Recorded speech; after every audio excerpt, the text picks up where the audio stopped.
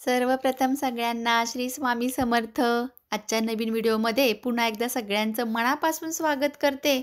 आणि आज शेवटचा सोमवार आहे. काल जसं मी तुम्हाला म्हटले, की लहान मुलांच्या आरोग्यासाठी, किरकिरीसाठी आणि आणखीन कर्जमुक्तीसाठी आपण आज उपाय पाहणार आहोत. शेवटचा सोमवार आहे, त्यामुळे उपाय करणं हे 100% फलदायी आहे. साक्षात शिवशंकराचा आशीर्वाद हा आपल्याला थेट प्राप्त होतो. म्हणून अगदी कसलाही तुमच्या घरात जर वास्तुदोष असेल, तर तो देखील आपण या शेवटच्या सोमवारच्या उपायाने दूर करूया. पण तत्पूर्वी प्रथम आपला व्हिडिओ पाहताय, पहिल्यांदाच चॅनल पाहताय, तर जरूर सबस्क्राईब करा.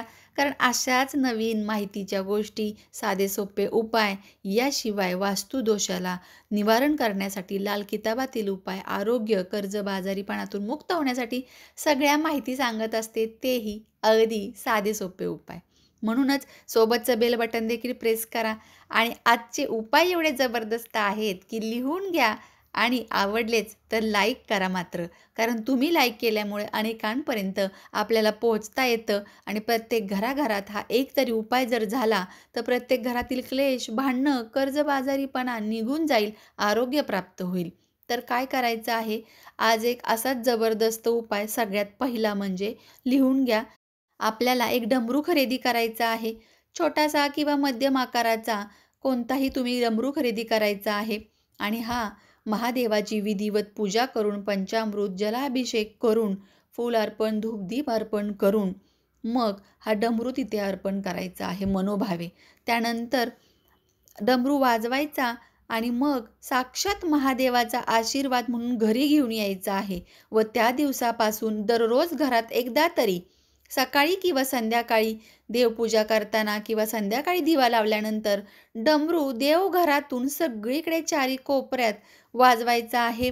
या डमरूचा ध्वनी जेव्हा घरात वाजतो, तेव्हा कसलाही, अगदी कसलाही वास्तुदोष असू दे, हा वास्तुदोष दूर होऊ लागतो. या ध्वनीमुळे घरातील चारही कोपरे ॲक्टिव्ह होतात. हो, जागृत होतात तिथल्या एनर्जी, आणि त्या एनर्जी बॅलन्स होतात. निगेटिव्हिटी समूळ नष्ट होते आणि हळूहळू सगळा वास्तुदोष दूर होऊन घरातल्या सगळ्यांना उत्तम आरोग्य, प्रत्येक कामामध्ये यश, मनशांती लाभते. चिडचिड, क्लेश, भांडण, तंटे हे सगळं नष्ट होऊ लागतं. पण यामध्ये नियमितता मात्र हवी आहे. श्रद्धा आणि विश्वासासोबत साक्षात भोलेनाथाचा डमरू जर घरात वाजत असेल, तर मला सांगा तिथे काय उणं राहणार आहे. पण या उपायाला तुम्ही आजपासून सुरुवात करायची आहे.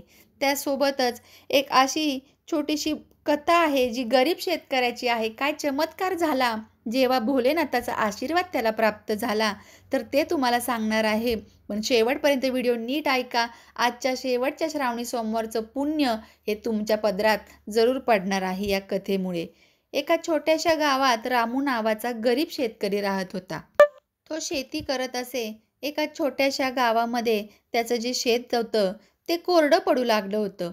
पिकं येत नव्हती आणि कर्जाचा डोंगर वाढत चाललेला. अशात वर्षानुवर्षे 2-3 वर्ष सलग गेल्यानंतर घरात 2 लहान मुले रोज भुकेने रडायची. बायको डोळ्यात पाणी घेऊन विचारायची, "आता काय करू? काय मला कळत नाहीये. मी माझ्या मुलांचं पोट कसं भरू?" पण रामूचं एक श्रद्धास्थान होतं, ते म्हणजे महादेव. तो प्रत्येक सोमवारी फक्त एक बेलपत्र, थोडं पाणी आणि मनापासून हे जल अर्पण करून, जलाभिषेक करून बेलपत्र अर्पण करत असे. आणि गावकरी त्याची नेहमी थट्टा मस्करी करत असे, की "अरे, फक्त बेलपत्र आणि पाणी अर्पण करून काय होईल का? देव काय इतका सहज प्रसन्न होतो का?" पण रामूचं मन, श्रद्धा आणि विश्वास अढळ होता. असेच सलग 2 वर्ष निघून गेले आणि आता श्रावण महिना सुरू झाला होता. त्यामध्येच श्रावण महिना संपत आला तरी देखील त्याची इच्छा काही पूर्ण झाली नव्हती. महादेव प्रसन्न झाले नव्हते. मग श्रावणातील शेवटचा सोमवार, त्या दिवशी त्यानं फक्त शिवपिंडीवर बेलपत्र अर्पण केलं. मनापासून म्हणाला, "भोलेनाथ, माझ्या लेकरांना भुकेनं त्रास होतोय. त्यांना तार, हेच तुझ्या चरणी माझी विनंती आहे. त्यांची भूक, त्यांची पीडा मला आता सहन होत नाहीये. तर तू काही ना काहीतरी मार्ग दाखव." आणि त्या रात्री गावात मुसळधार पाऊस आला. कोरडी जमीन हिरवी झाली. रामूने शेत नांगरलं. शेत सोन्यासारखं बहरलं. इतकंच नव्हे, तर साक्षात भोलेनाथ त्याच्या घरी प्रकट झाले, आशीर्वाद दिला आणि अन्नपूर्णा घरी तुझ्या सतत वास करेल, कधीच कुठल्या गोष्टीची कमतरता पडणार नाही, असा आशीर्वाद दिला. आणि मग काही दिवसातच त्याचं कर्ज फेडलं गेलं, घरात भरभराट आली आणि गावकऱ्यांनी त्याच्याकडं पाहून एकच धडा घेतला, तो म्हणजे संयम, महादेवावरचा विश्वास हे आयुष्य बदलू शकतो. म्हणूनच आजच्या दिवशी काय करायचं आहे, जेव्हा शिवपिंडीवरती जलाभिषेक करताल, तेव्हा शिवपिंडीवरून एकच वस्तू उचलून आणा आणि ती वस्तू काही साधीसुधी नसणार आहे, साक्षात महादेवाची पवित्रता आणि आशीर्वाद त्यामध्ये असणार आहे. तुम्ही एक बेलपत्र आणि पांढरे फूल हे तुम्ही त्या पिंडीवरून महादेवाचा आशीर्वाद म्हणून घेऊन यायचं आहे, ज्यामुळे कुटुंबातील वादविवाद, भांडणं, अशांती असेल तर ती दूर होते, आरोग्य मिळतं आणि महादेवाचा आशीर्वाद राहतो. त्यानंतर हे एका पुडीमध्ये बांधून आपल्या पर्समध्ये किंवा पॉकेटमध्ये ठेवायचं आहे. लहान मुलांना बघा सतत त्रास होत असतो, सतत आजारी पडतात, चिडचिड, रडत असतात. काही लहान मुलांना तर वाईट स्वप्न पडतात, झोपेत दचकून जागे होतात. तर अशा सगळ्या मातांनी, सगळ्या आईंनी आपल्या मुलासाठी एक उपाय करायचा आहे. तो म्हणजे सोमवारी शिवलिंगावरती कच्च्या दुधाचा अभिषेक आपल्या मुलाकडून करून घ्यायचा आहे.